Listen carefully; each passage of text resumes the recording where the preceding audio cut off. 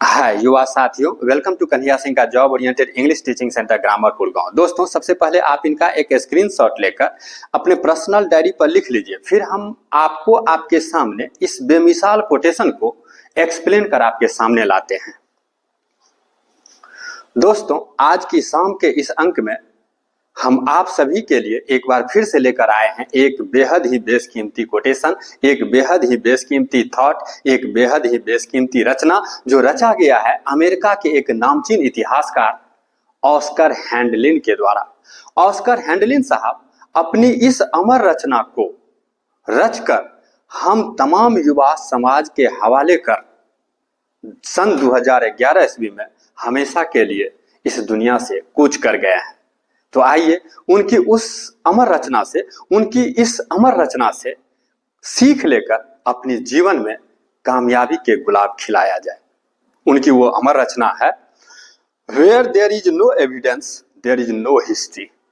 जरा गौर फरमाएंगे, where there is no evidence there is no history. क्या मतलब इसका? इसका मतलब है जहां कोई प्रमाण नहीं वहां कोई इतिहास नहीं, जहां कोई प्रमाण नहीं वहां कोई इतिहास नहीं।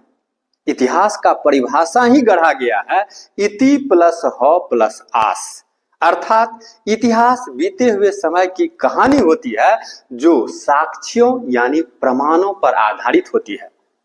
कहने का मतलब है कि इतिहास केवल कल्पना नहीं होती है, बल्कि यह बीते हुए समय के उन अंशों पर आधारित होती है जिन्हें साबित किया जा सके, जिन्हें प्रूफ किया जा सके।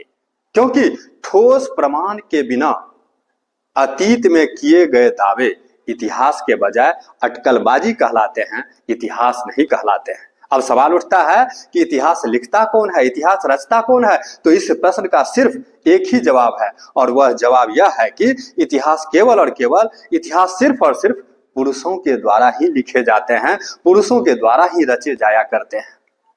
इसलिए कहा गया है history is equal to his plus history, और नहीं कहा गया है history is equal to her plus history. क्योंकि इतिहास बनाए ही जाते हैं, इतिहास लिखे ही जाते हैं, इतिहास गढ़े ही जाते हैं केवल और केवल पुरुषों के द्वारा। तो आइए हम सब पुरुष समाज एक होकर अपने श्रम की स्याही से अपना स्वयं का एक इतिहास लिखा जाए, अपना स्वयं का एक इतिहास बनाया जाए। आज के लिए बस इतना ही।